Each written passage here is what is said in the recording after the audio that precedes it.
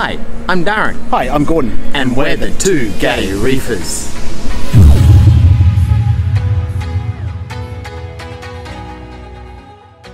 Hey reefers, today we're going to go through our 5 beginner corals that we recommend. Things that are easy to look after, things that look good in a new tank and will survive well in the new tank.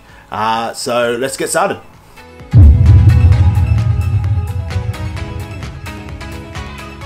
Alright, coming in number 5 is photosynthetic gorgonias. So being photosynthetic, these gorgonians are very easy to look after as they get all their energy from the light. You don't have to feed them like other harder gorgonians that are non-photosynthetic. So make sure when you do find them, you look for the photosynthetic type. So there's 2 types of gorgonias? Two main types. Or multiple types? Yeah, multiple types, but 2 ones that you want to look for. You want to look for the photosynthetic ones. Darren, where do these come from?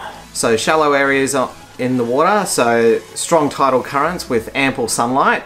So this means in your tank, try and replicate those sort of conditions. So keep it out in the open, lots of free flowing water, and really pack in the sunlight. What would you recommend when you're looking for one in a shop?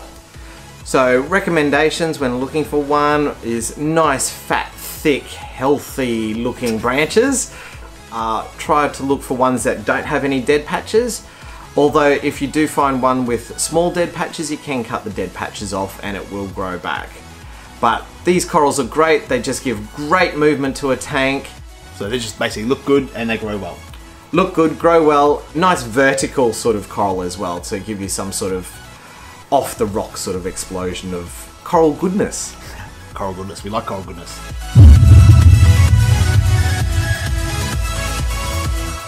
Next on the list is starburst polyps. Or purple star mat, purple daisy polyps. Green star polyps? Green star polyps are great for beginners, but it can be a very aggressive coral. Not so much towards other corals, but how it grows. So it's very, very fast growing. I've recommended the purple one because A, I can't keep the green one alive. For some reason it just melts in our tank. I don't know why. But the purple one is slower growing, and so it doesn't invade as much. So you can keep it on your main rock and it'll stay in a nice patch. We've had a nice little patch of it for probably 8 months or so, and it's gotten bigger, but it hasn't got so big that it's taken over the whole entire rock. Try the purple one just for something different. Our purple one actually has a bright green center as well, so it gives that little bit of extra interest as well.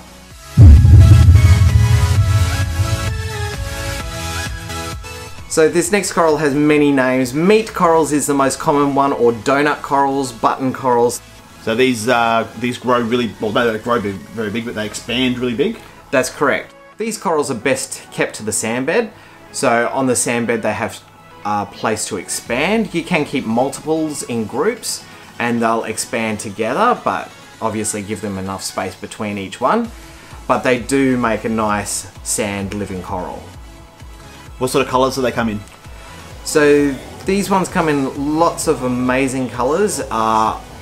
Overseas there's lots of pinks and blues and those sort of variations. Over here we get the more duller ones, which are the green and grey ones and blue ones.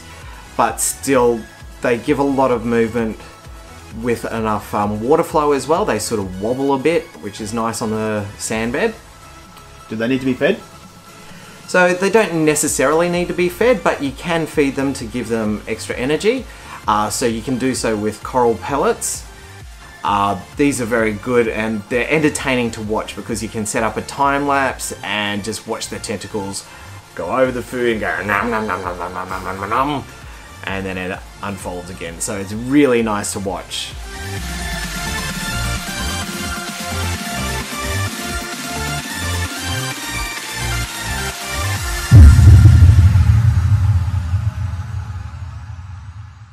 Heliofungia. These are probably one of my favourite corals on the list. They just look cool. Helio, as we call them. We do like saying helio.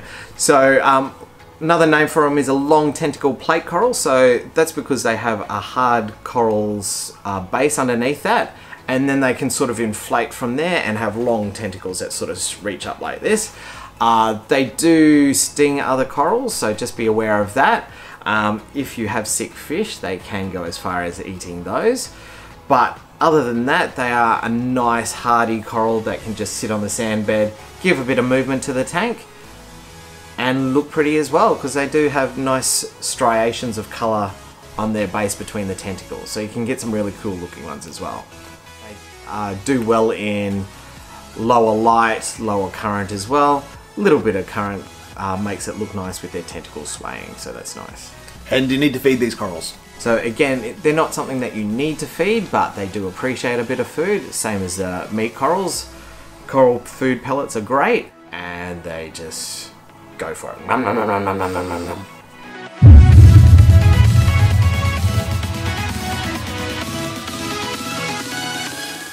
Alright, last on the list today is Duncans. We do love our Duncans, or our old clown Scratchy.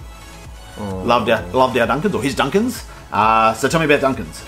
So Duncans are an Australian coral, so they're only just becoming popular overseas now, so I know America is starting to sell them more and more often.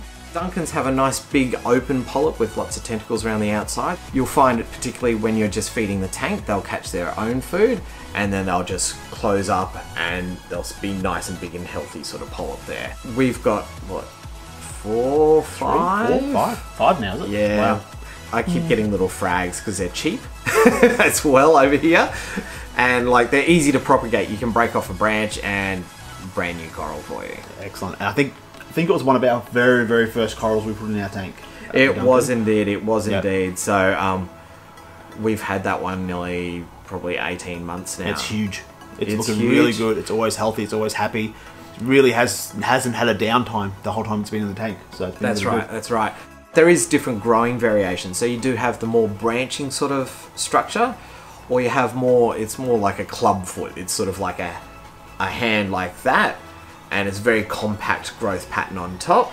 Whereas the branching ones can be a larger growing pattern, so it can spread over a wider area. Out of those 5 corals, why are they? What makes them easy corals to look after? Why are they on this list? We've chosen a more hardier, they don't need as clean conditions, they can survive in a bit of dirtier water with a few more nutrients in, and therefore they don't need such a mature tank. They pretty much are very obvious when they're happy.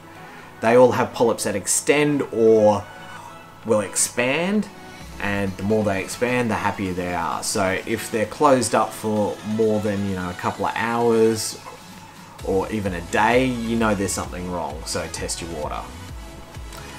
See how? Vids. Cut that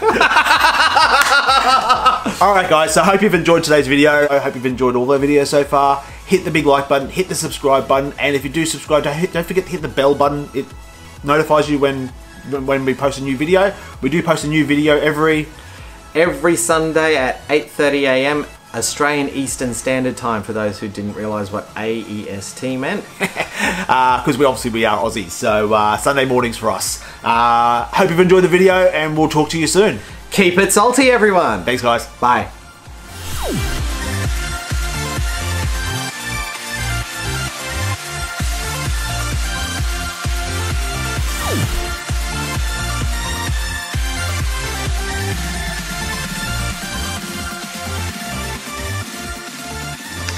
My feet just slipped, my hands just slipped. Yeah. It was fun.